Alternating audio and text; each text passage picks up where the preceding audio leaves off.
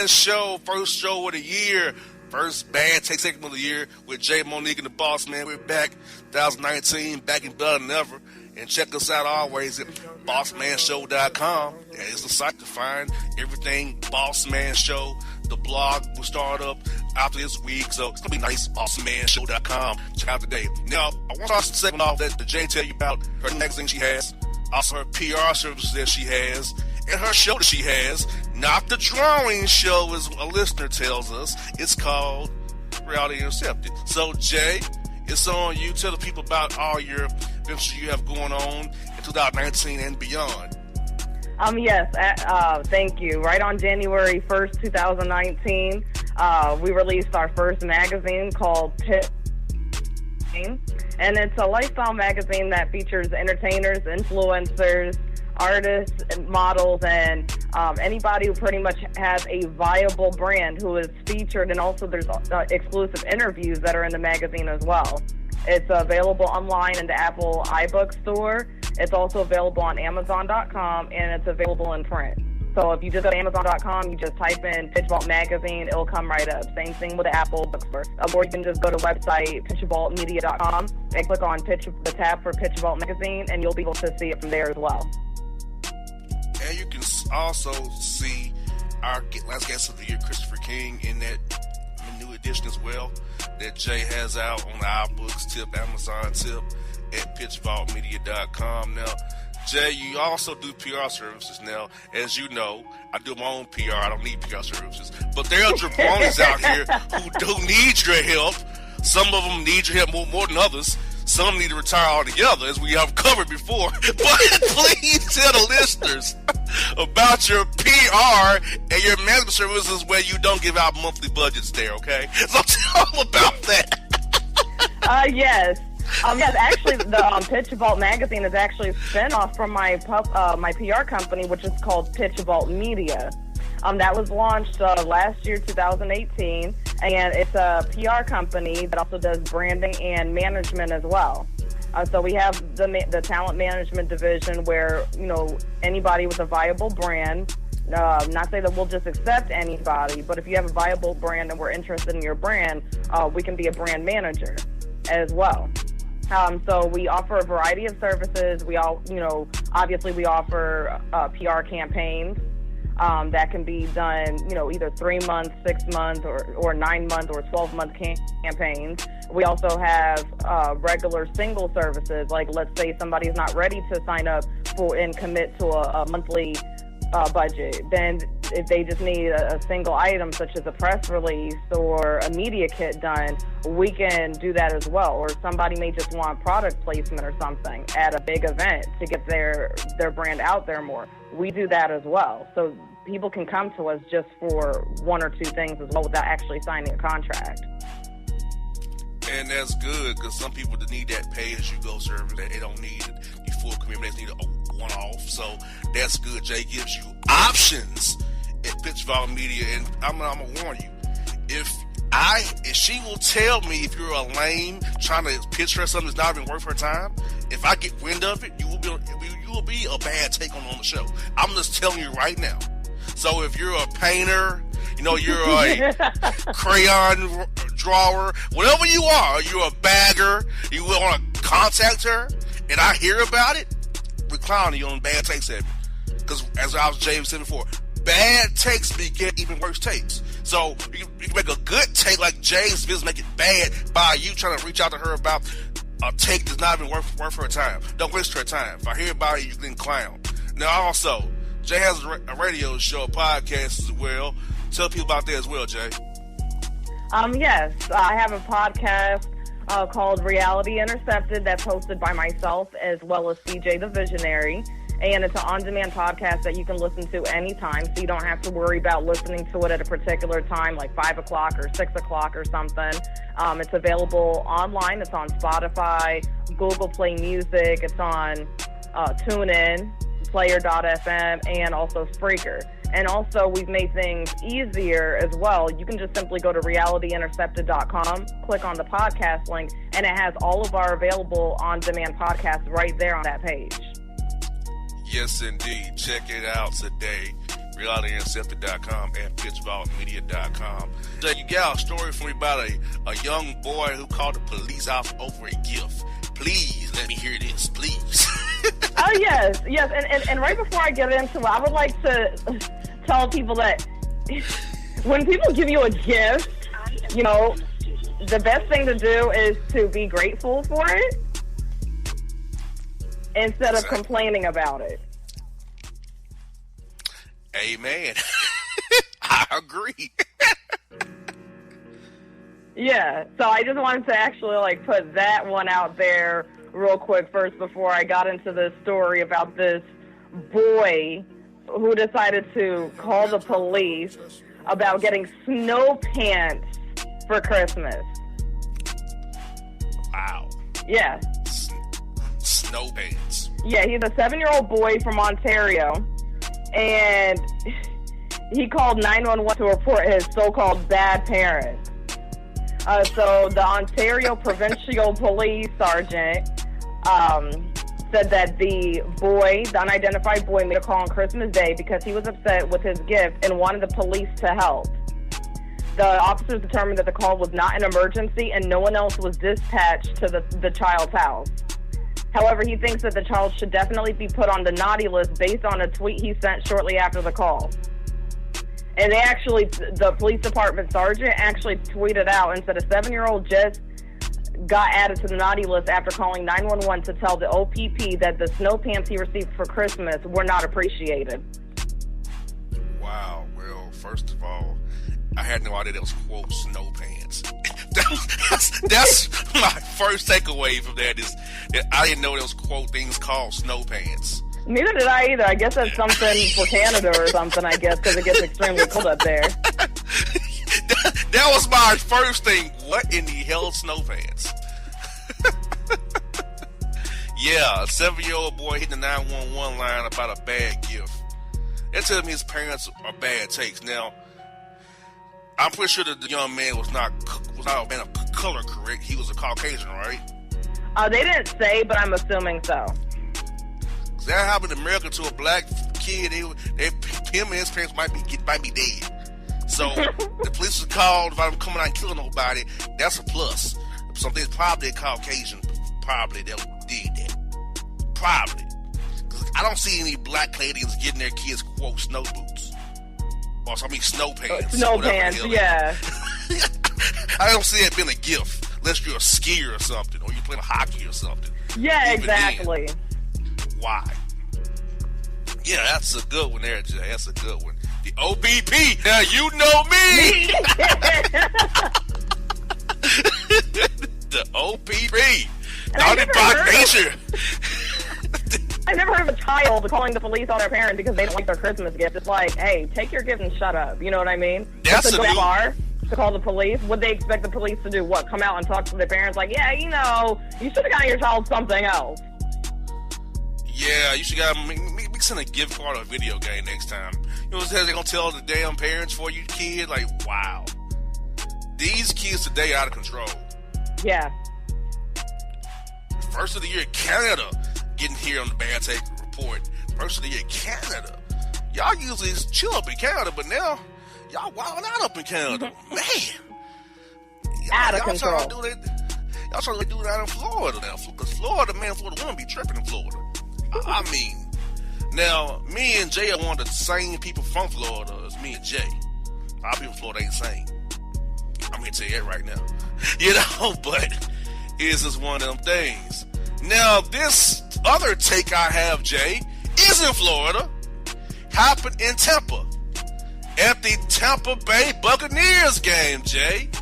Somebody got gifted a ticket to the Bucs game on previous week, and they questioned the gifter about how much the ticket cost and why couldn't they be lower.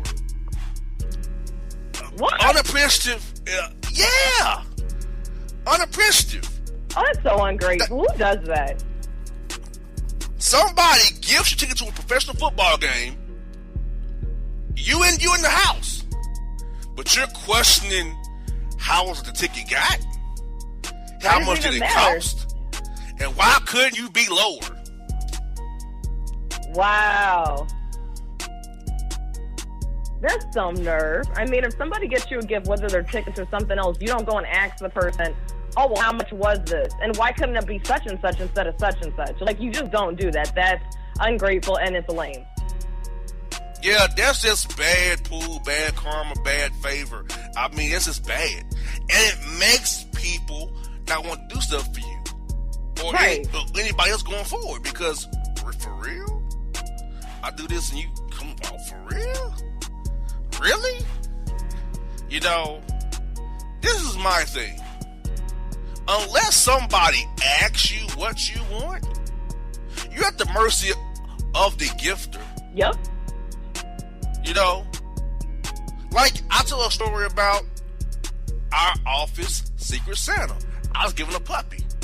I didn't want the puppy. Now, I wasn't an a-hole about it per se, but it's known I can't deal with animals because of allergies. But that's Secret Santa. But if somebody gives you something, like literally gives you something, or you get to go somewhere you really wouldn't get to go to without the individual, or they give you something, even if you don't like it, play it off. Yep. Re-gift it. But if it's tickets to a game or a concert, you can't re-gift that. That's kind of an appointment kind of thing. But if you're upset with it, keep your mouth shut. Yep. Get through it. Just say, well, next time, tell them what you want. But don't go questioning. Don't go like, how would this get gotten? And why can't you be an X, Y, Z, rather than ABC? That's going to get you, but okay, fine, never again. And then now you SOL, now you get nothing. Not a zilch. It's over, jabroni. And you're crying and calling Tyrone, talking about somebody at your salon. Ugly ass helpers who doing hair now. Just saying. That's what happens. I'm quite sure this woman that she wouldn't be able to spend her own money to get those tickets in the first place while she's over here griping about, well, why couldn't the seats be lower? I'm quite sure that she can't even afford it herself. Because normally when people complain a lot of times, they couldn't even afford the gift themselves, but yet they're sitting there complaining. It's like, just be grateful because she evidently wasn't going to spend her own money to get them. Exactly. And you're in Tampa at a game that you usually wouldn't be at. Right, there you go. It's 7 degrees in Tampa. You join a game, you sit in an NFL game for the first time in your life, and you want to be the lowest. You can be on Instagram and Snapchat and FaceTime and Twitter and showing off. That's exactly what that was. She wanted to show off for social media, get pictures, get videos and stuff like that. Like, hey, look at me.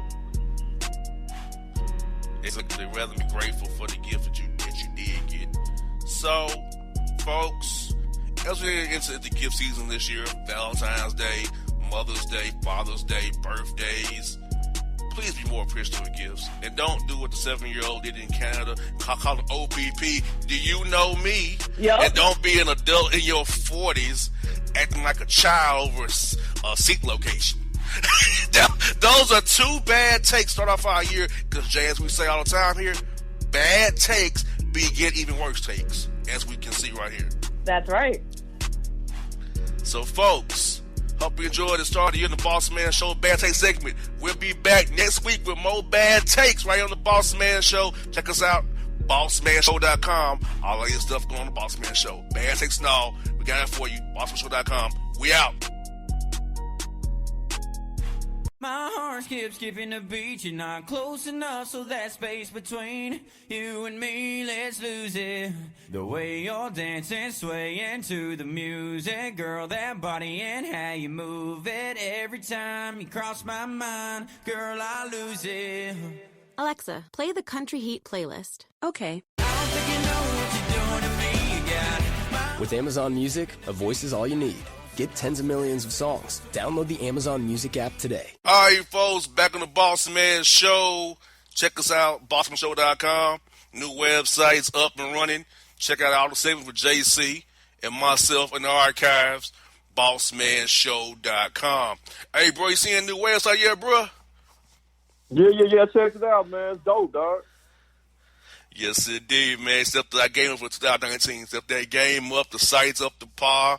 We got everything in one spot, man. We just BossmanShow.com. Everything you want to get Bossman Show, all the clicks, promos, everything at BossmanShow.com. Brother, they want to cover with you, man, the wild card games and the caveat story. The Grizz fighting amongst themselves in the locker room and it leaked out to the media. Chris Wallace was upset about that. So let's start off with that story before we get to the wild card games. The Grizz played the Pistons, and it went south. They lost a lot. They lost another 8 of the last 10 games. They've been losing a lot of games they shouldn't have been losing. And JB's pretty quick to come out of the locker room. He's real fast. But in this instance, he was 40 minutes late, 35 minutes late from what he usually does. And what came out was there was some fights in the locker room, and amongst the Garrett Temple challenging Omri Caspi fighting each other. And it's about the business showing energy when the stars out there playing. So what's going on with that? And then Marc Gasol's now saying he's going to be more tougher on his teammates. He's trying to be nice. He's going to be tougher. Mike Conley's going to try to lead more in different ways. So what is going on with the Grizz? And as the story develops, what's coming out about what's going on down there with the fight they had after the Piston game? Man, the Grizz are at crossroads right now, like literally. A team that started out 12-5 earlier this year were, first place. Even though it was short-lived, were first place in the Western Conference for, at least a week or so there. And now a team that has just plummeted in the standings, 18-19 now, one game below 500, still, in the thick of the playoff chase, but, right now they're, I believe, top of 10th right now, if I'm not mistaken, in the Western Conference, man.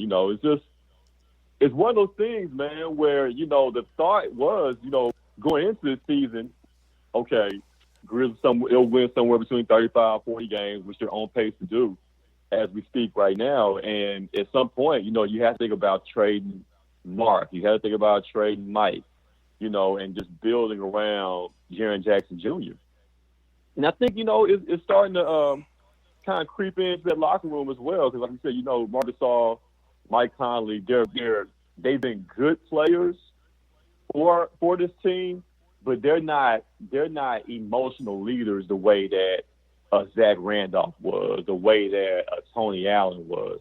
And then once those two guys left the locker room, that leadership left with them also.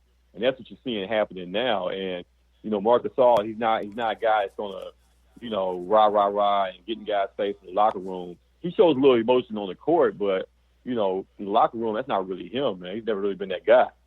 So, you're seeing Garrett Temple, you're seeing Omri Caspi there get into it. Those two guys, I've heard, I don't know if you ever heard this before, but I heard they've had beef before. We used to play together back in Sacramento. Yes, I do. I did hear that story. I yeah, sure did. You know what I'm saying? So this is nothing new between them. You know what I'm saying? This is a new area code for them to get their scrap on. But, this is one of those things, man. And you hope that a moment like last night, those two guys getting into it, you hope that, it's going to either do two things, boss. It's going to either bring them together or it's going to blow this thing all the way up, to the point where guys are going to have to be moved. And, decisions are going to have to be made in order to rebuild this team, man. And I think, and the smartest thing to do at this point would be just to blow it up and, let's suck for the next couple of years and just build around Jaren Jackson Jr. and get some young pieces that can, help his team, help Jaren Jackson grow as far as becoming a dominant player, and then get some pieces around him that can, shooters and just guys that can, cater to him as far as his abilities. Exactly. I feel like Memphis is way too long to reboot because they held on to Zebo, Tony, Mark, and Mike a little too long. It should just said, hey, we had a good run. After they got swept by the Spurs, that should have been the point. Okay. That should have been the point, man. At that point, when they were that year, I believe, when they dressed out like 27, 28 different players and all the players that were hurt. Yeah. That should have been telltale sign then to go ahead and make some moves, man. And when you read up Mike Conley at that max number, Gasol got his money, you brought back Zebo and Tony Allen, and you brought in David Fizdale, that was it. The Grizzlies are starting 3 years too late trying to rebuild this thing because they held on to it too long. Yep. Exactly, man. And that's going to bite them in the butt. And I know they need to get the fan base out of Memphis. They're trying to keep the team there, not the team slip away from them. But, hey, you got to do what's best for basketball and the court business. If you want to be a mediocre team stuck in the middle like the Hawks were for a while, do that. But you're not going to win anything big. You're going to be stuck in that 5 to 8 seed or missing kind of a team.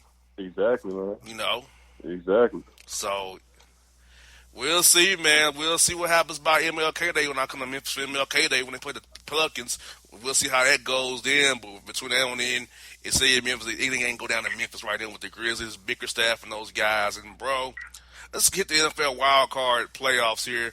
Saturday, the game nobody wants to watch. The Texans, Houston, where you hail from, brother, and the Colts, the trilogy. They 1-1 against each other, won each other's home field this year. Andrew Luck came into the Tennessee, a Titans team that was down in the dumps there. Without Marcus Mariota, who's hurt again. You feel like Andrew Luck, the coming back player of the year, go to Houston and win that game against the Texans and be a scary sight for the Kansas City Chiefs in divisional round weekend. I slick think, boss, that this is the best game of the weekend. You know what I'm saying? I really do. It's not, for some reason, Colts, Texans, it doesn't appear to be a sexy matchup as far as the media is concerned, but I think it's the best game of the weekend. I really do, man. You're talking about a Colts team that started out, 1-5? Oh, yeah. 1-5. And then went on that. 1-5. Yeah.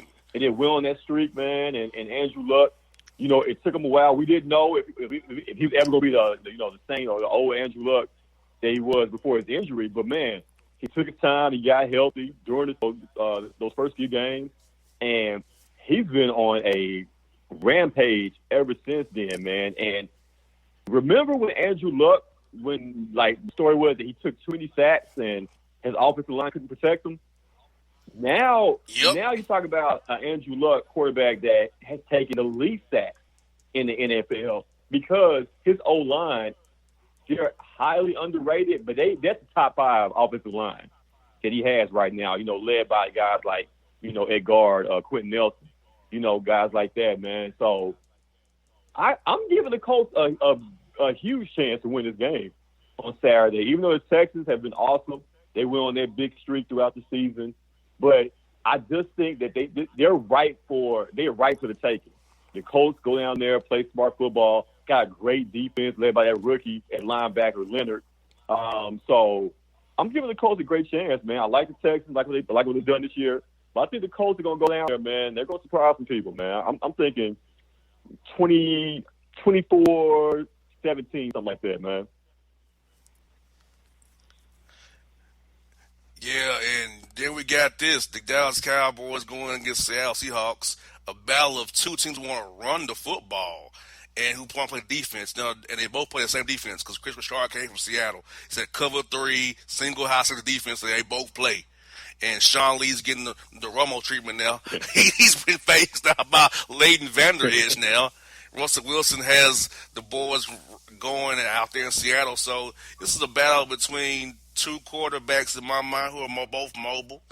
And I think just experience-wise tells me Seattle will win. I don't trust Dak Prescott to play good in a pressure situation. I don't trust Glenn Hannon Garrett to do anything in a pressure situation. So the Cowboys will go out there and run the football. They'll get down to the goal line, bruh, and they'll let Dak throw the ball 3 times and not do the ball to Zeke Elliott and cost himself the game. That's how I see it going, bro. That very well could be the case, man. You talk about Seattle team that was first in the league in rushing, as a whole there up in Seattle. And it's a terrible matchup for the Cowboys, man. I think the Cowboys have lost now 3 of the last 4 matchups, with the Seahawks there. It's a bad matchup. Remember in week 3, Seattle completely shut down the Cowboys' offensive attack. They're holding them 13 points. So, it's tough, man. It really is. I wanted to see Minnesota, personally. I was hoping there was a way Minnesota could sneak in there and the Cowboys play them in the first round. That's a way better matchup. Cowboys have a chance. They're at home. It's going to take a mistake-free effort from Dak Prescott. Zeke, he's healthy. He's ready to go. He sat out last week against the Giants. So If I'm Jason Garrett, you gotta stick to the script, man. You gotta stick to the script. Zeke Elliott needs at least 40 touches. He needs at least 40 touches for the Cowboys to win. I'm talking at least 20, 25 rushes and maybe 10, 15 catches, man. Receptions there. That's the only chance I'm giving the Cowboys, man. I don't trust Dak to get into a back and forth with Russell Wilson as far as the passing attack. Like, Dak has to play smart. There has to be play action involved. You're going to need one or two big plays from your receivers. You're going to need Cole Beasley to step up. Of course, you'll need Amari Cooper to do his thing, man. But the key to the game is Zeke, man. And Seattle, man, they give up the most yards before first contact, man. They're giving up like 3.2 yards before first contact, you know what I'm saying? So Zeke's going to have a chance to, get the ball, do his thing, man, and penetrate that Seahawks defensive line before anybody can really touch him. So I'm looking forward to the matchup, man. Like I said, the only chance is give the Cowboys, man. They got to play mistake-free football. No stupid plays from Dak. No turnovers, man. Just play smart, get the ball to Zeke, and you might have a chance to get out of the win. The Chargers are going to the East Coast to Baltimore, play Lamar Jackson and the Ravens. And the Ravens play with Lamar Jackson only throwing slants and rolls, running the football, and the defense shut down Philip Rivers one more time and win the game in Baltimore and end up going to probably either KC or New England and giving them a scare too. Do you see Baltimore winning that game with Lamar Jackson at the helm with Rivers and then the boys coming east? Hey, why not? Philip Rivers, awesome quarterback, Hall of Famer, the whole nine. But there's a reason why he hasn't gotten it done in the postseason. You know what I'm saying? And he's fallen short. He's had great teams, but over the years, just for some reason, when the moment of truth arrives, Philip Rivers has not delivered.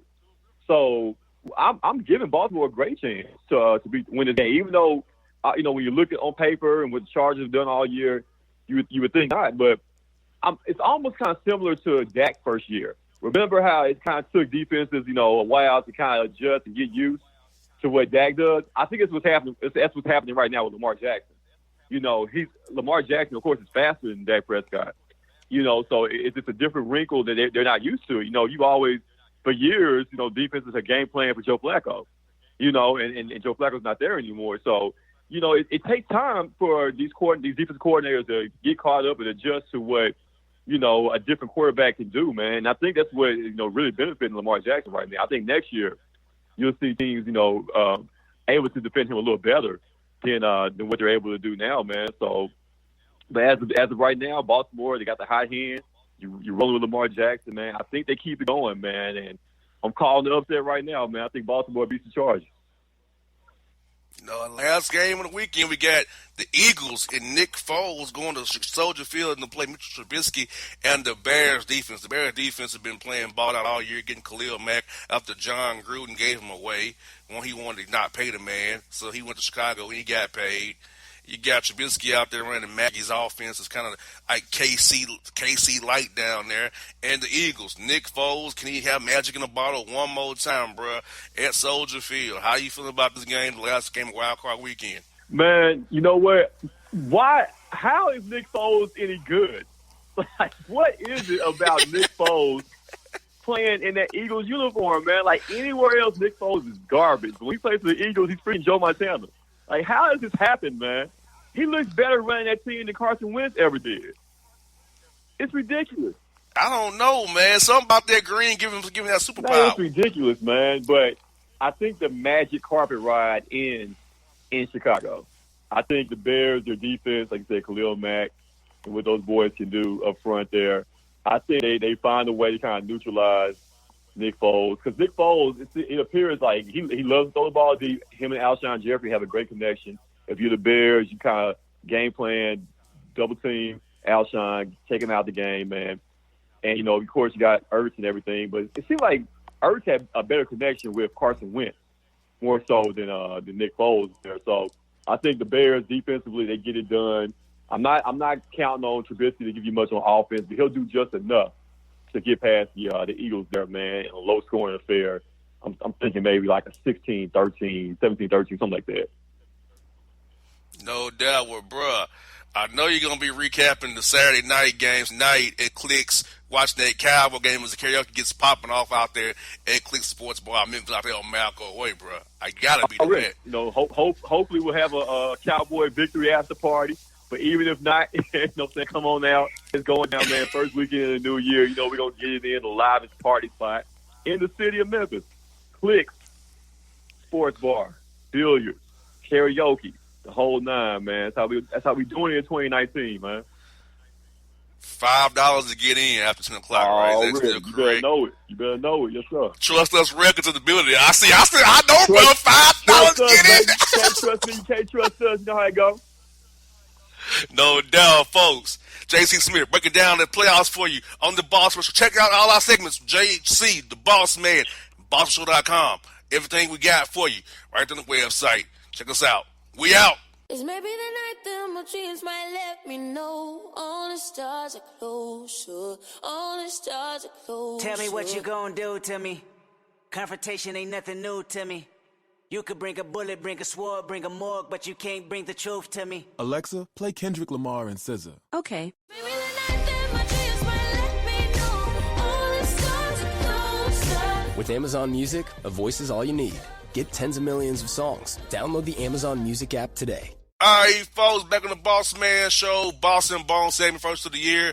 Check out all Boss and Bone segments, BossmanShow.com, new website. Get the podcast, videos, the blog, everything you want, Instagram, Twitter, it's all there for you. BossmanShow.com. Check out today. Email the show, info@BossmanShow.com, info@BossmanShow.com. Email me, Bone, get some hit us up. Bone, man, what's good up there in Jersey, my good brother? Man, just trying to fight this crazy weather up here. One day it's 50, another day it's 20. You know, just trying to fight through it all. I'm good otherwise, brother. I hear that, man. With brother Todd Bowles ain't good. We kind of called it last week on the show. He was going to be out, and no sooner than the season ended as the Patriots, he was out. So who are you hearing are the Jets' options that Miles McCaggan's going to bring in now after firing Todd Bowles after 4 years of service up there with the New York Jets? Yeah, I mean, McCagnon and Bowles are boys. They're both Jersey boys, and it was a quick exit. I had thought maybe they wait for the Monday, you know, guys, like, you know, the day where almost all coaches get canned is on Monday. But they didn't wait much longer after that the L to Patriots. I'm sure McCagnon probably decided on the plane right back home to Jersey. It was quick, man, and you know, the usual names are out there. I mean, I know people wanted to take a look at a Lincoln Riley type, but OU was smart and they locked him up real fast on an extension, so he's probably out. You know, people are saying Mike McCarthy is probably maybe one of the top names on their wish list, but I'm not sure McCarthy will even think about coming here. I think most coaches have their eyes set on the Browns because of the long-term viewpoint of the Browns roster. So it's going to be tough for the Jets to get someone in here, I think, because, one, it's the Jets, and they have history of being the Jets.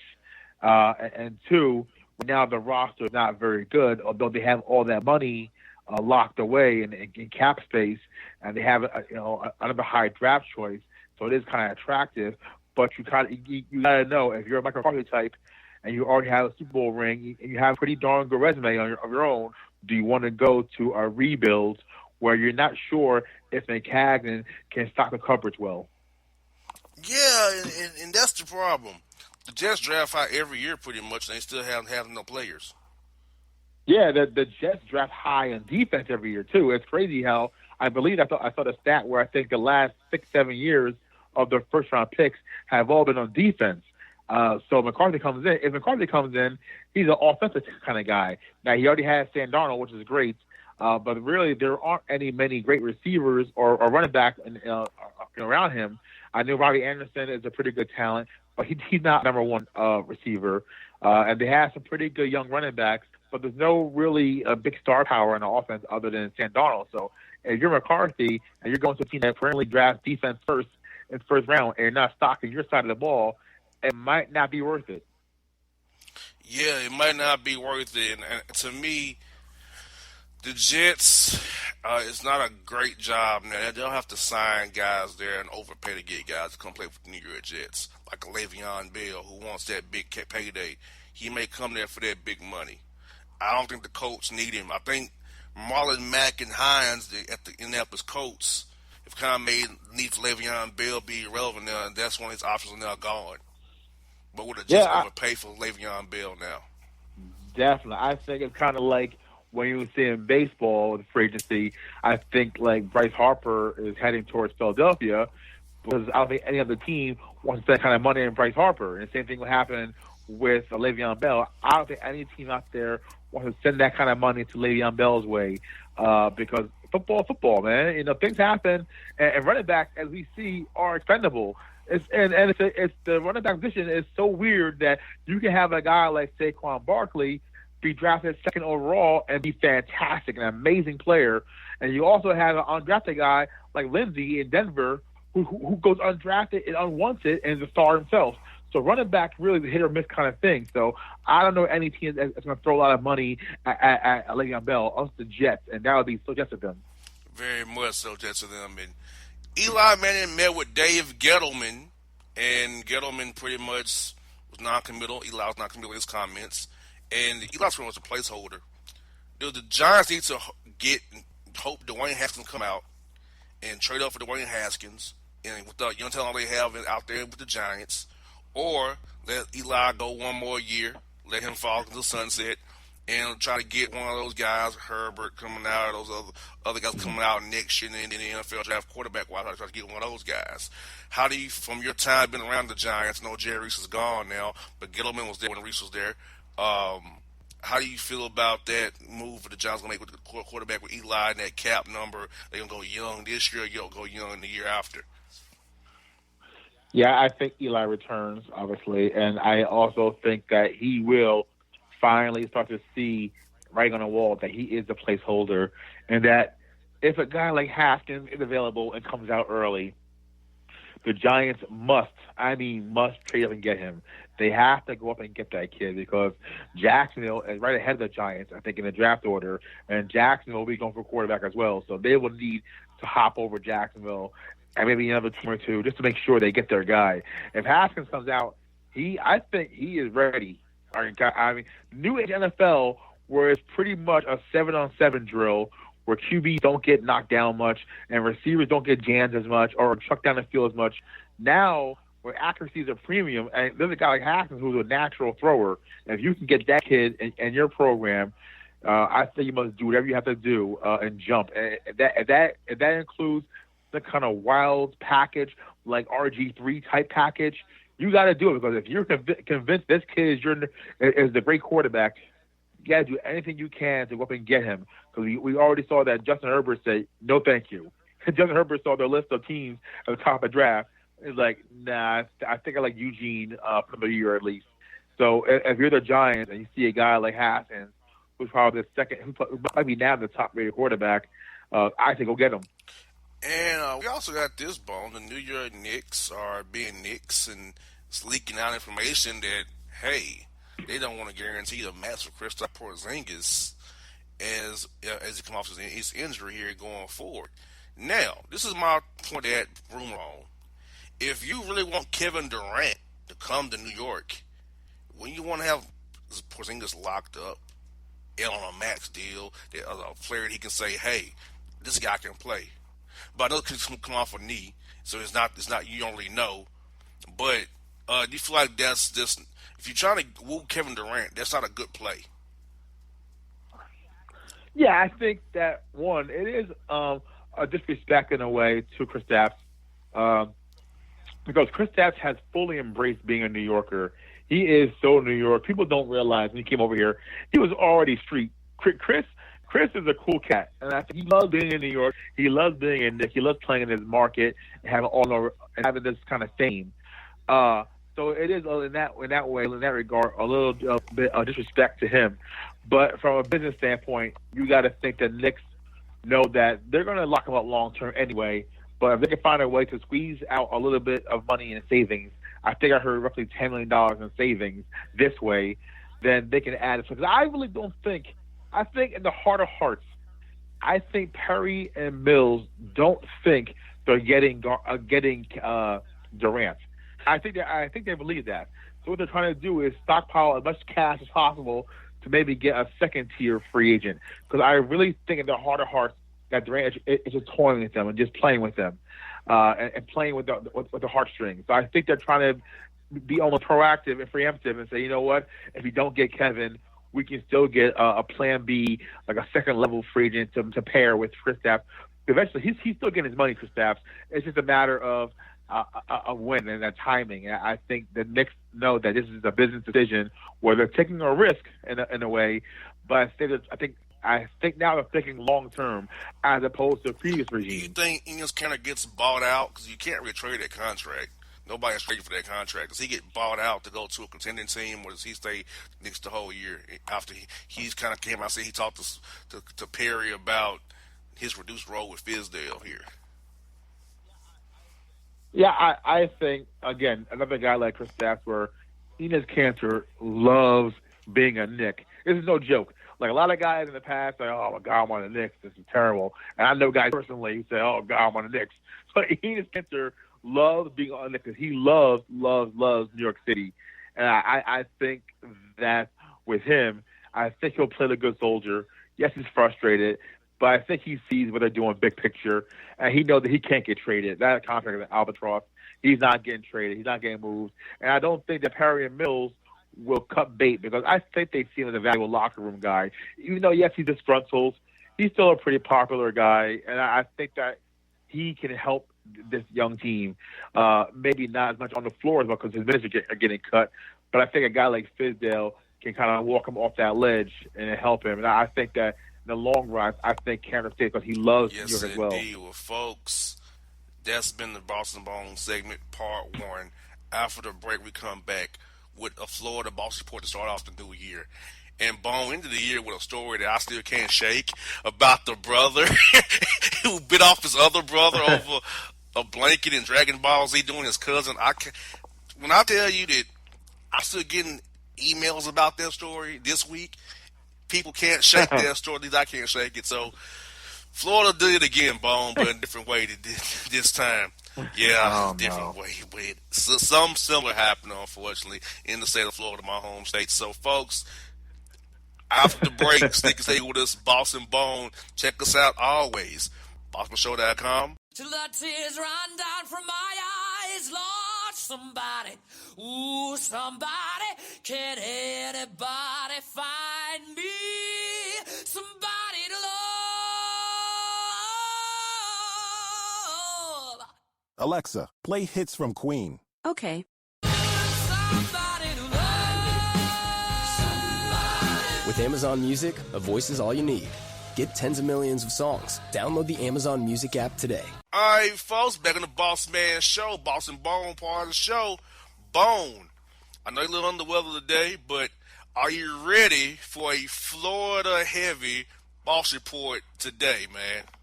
Yeah, this actually might help it might actually help my morale. But I just don't want to hear anything more about siblings biting off other sibling junk. That's just nasty.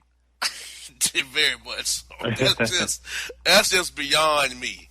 That's a level that I can't even begin to want to go to ever in my life. I don't know how he arrived there, but he did, and he'll live in infamy for that. That's probably the worst story we've ever heard on this segment ever, is that story right there. Yeah, it is. That's horrifying. Yes, indeed.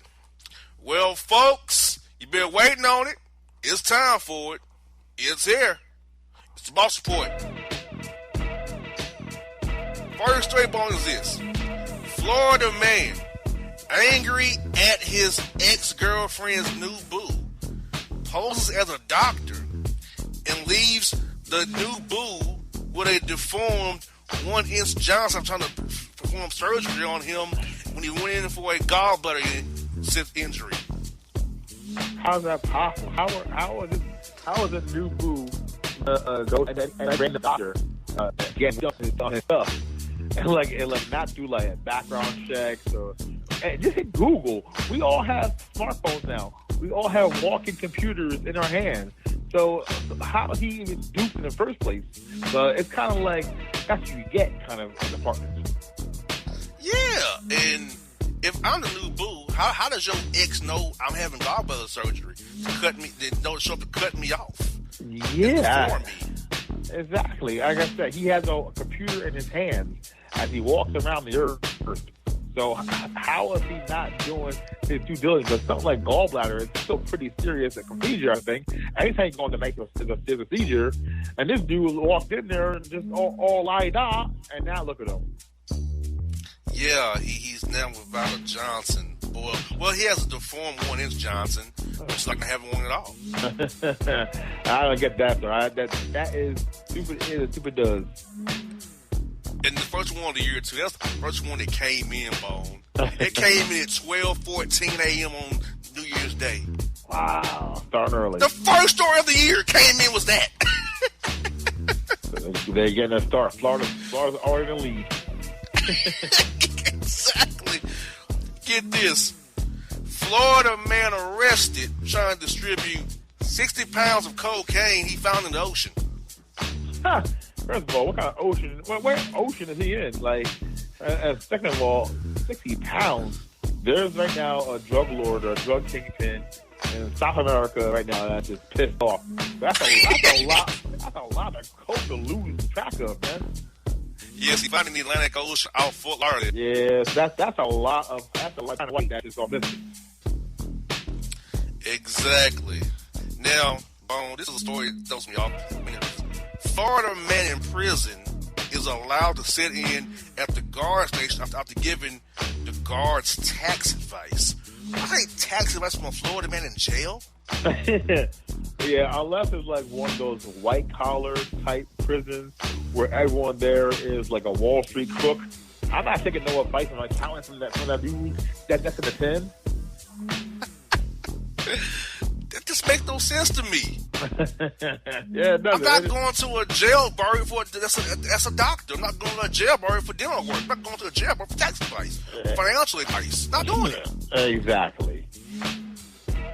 Man, Florida man arrested after running into Burger King after getting cold fries into the drop-the window and stone cold stunning the drive-through worker and demanding more fries than a Whopper and walking out and getting arrested down the street at the Family Dollar.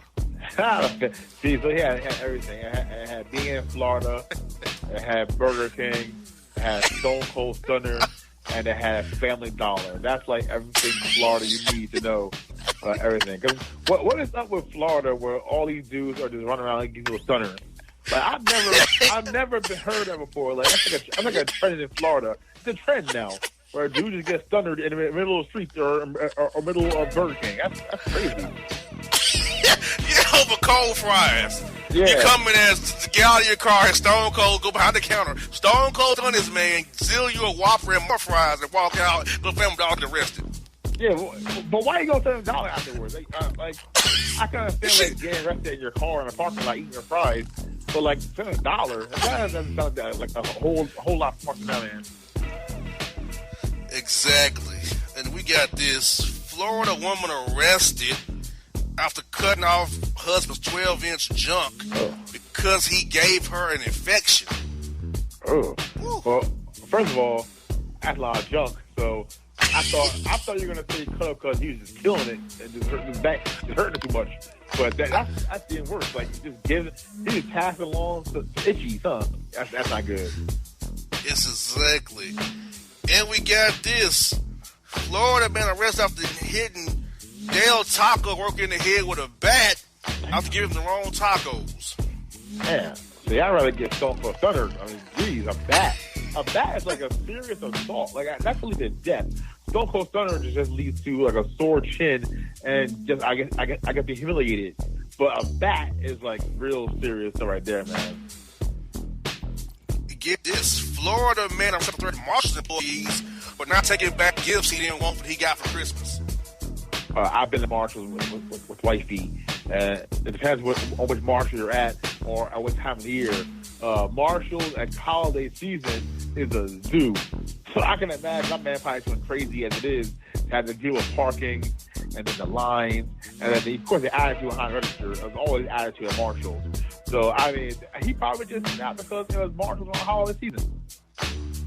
Exactly, and we got this weird story, Bone. An Irish woman who married a Florida Irish woman who married a ghost, a 300-year-old pirate, since they now split up. If you with a ghost, you should be scared and running. How are you marrying a ghost? First of all, how do you even see the ghost? I thought so. She married a ghost, and then they got divorced. Yes. Yeah. So that means that there was some dumbass out there that married them, and then other dumbass that got them divorced. Yes, unfortunately. Florida. That's Florida. Exactly. And we got this one. Florida man returns home to find neighbor claimed half his driveway with grills, alligators, and a cinder block wall. Huh. So he took over half of his driveway? Yes. Now, with the wall and alligator. Yes, and grills. He got from Home Depot. He stole from Home Depot. Of course, grills. Well, I'll tell you, he stole. Okay. Well, I'll tell you what, though. That is a serious arsenal right there. The wall and the grill and the alligator. I'll tell you what, when I cover the Giants and Jets and walk in that parking lot during game day and the tailgating, it gets serious. People claim ownership over spots that aren't even theirs, and they get mad. I can imagine someone coming home to their own home and seeing it claimed. If people get mad in a parking lot at a Giant stadium, I got how a dude would get a little rankled on home, his own property. And what do you find alligators is just on demand like that to have that many to block a man's driveway? Oh no, I think next state flag in Florida should be Stone Cold Steve Austin holding an alligator. Exactly. Like, come on.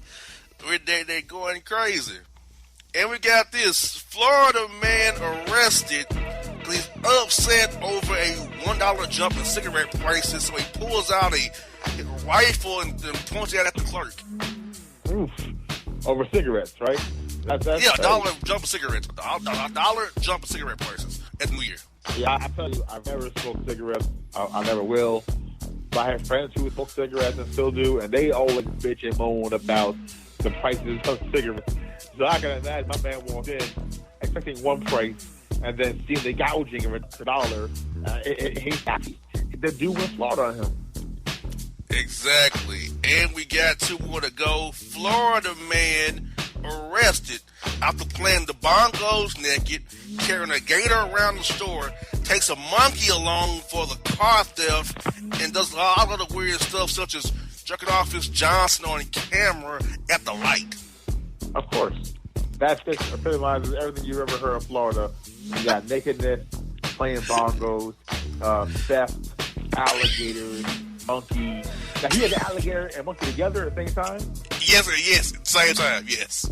Do alligator and monkeys get along? And how did that party work out? They both was all apprehended. So I guess they got along good for the heist, I guess. Yeah, and you would think, the three, the best one to get away probably the monkey, but maybe the monkey was just chilling, and maybe he was also high himself. But first of all, the guy was naked around an alligator. Woo-wee. Look now. That there alone is city at its finest. If you're going to be naked around a chomping alligator, then you kind of deserve whatever happens to you. Exactly. And the final story I have is from a New Year's Eve watch service where a Florida man at church jumps over the balcony to drop a flying elbow on a man because he saw the man with his former girlfriend at the top of the balcony of the church. I think that was an homage to Mean Gene Okerlund, rest in peace. Because Mean Gene Okerlund always had the best interviews with Macho Man Randy Savage. So I think this dude channeled his inner Macho Man Savage, and in honor of Mean Gene, the elbow. Yeah, from the top of the balcony of church. That's a hell of a jump to just make that leap. He probably thought he was in a TLC match. And, he's like, no, what? I'll drop his elbow in the name, all name of Macho Man. The Macho Man is from Florida, so there you go. It all ties in. Exactly. So, Bone, what is your take on Let's Ball Support, my good brother? I think the first one where dude didn't Google the doctor he's going to for a gallbladder. That's kind of like the category of that's what you get. I mean, I feel sorry for the guy. He now forever has that one in Peter, but it's still that's what you get, because if you're going to go around and go to some doctor, some rando doctor that you don't know, and he ends up just butchering you, that's kind of what you get. It is what you get in the state of Florida. Ben is fine, living his best life in Florida. That's what they do. In my home state, making us embarrassing me every day instead of Florida, keeping it in Florida. Without you, the report would not be what it is. So, for folks, that's the Boss Report. It's Boss and Bone. New Year's are underway. 2019's here. BossmanShow.com. Boss and Bone segments, all you can get at BossmanShow.com. Check out the site today. We are out! And if you don't know, now you know. Hello, my name is Travis Williams, President and CEO of Academics and Athletic Consulting, focusing on educating and empowering tomorrow's collegiate athletic leaders. My passion is for the education and genuine concern and care for today's student athlete. It's the centerpiece of my life's work. A college education, both in and out of the classroom, is a truly rewarding benefit. For more information on AAC, you can go to www.academicsandathleticsconsulting.com. Once again, www.academicsandathleticsconsulting.com. Or you can follow me on Facebook at Academics and Athletic Consulting, or Twitter at Coach TWill24, or Instagram Travis L. Williams 24. Or you can call me at 404-542-6079. Once again, AAC is very proud to partner with J.R. McHenry of the Bossman Radio Show, covering sports and entertainment across the country. Please tune in weekly for informative, entertaining, and expert analysis on today's sports and entertainment topics. Thank you. Did you hear the news? Metro PCS is now Metro by T-Mobile. Now you get new plans with unlimited high-speed data all month long, all on the T-Mobile network. Check out the new Metro by T-Mobile today and discover the smarter way to get unlimited. Metro by T-Mobile. That's genius. During congestion, the fraction of customers using greater than 35 gigs per month may notice reduced speeds, and Metro customers may notice reduced speeds versus some T-Mobile customers. Video streams at 480p. Coverage not available in some areas. See store for details and terms and conditions.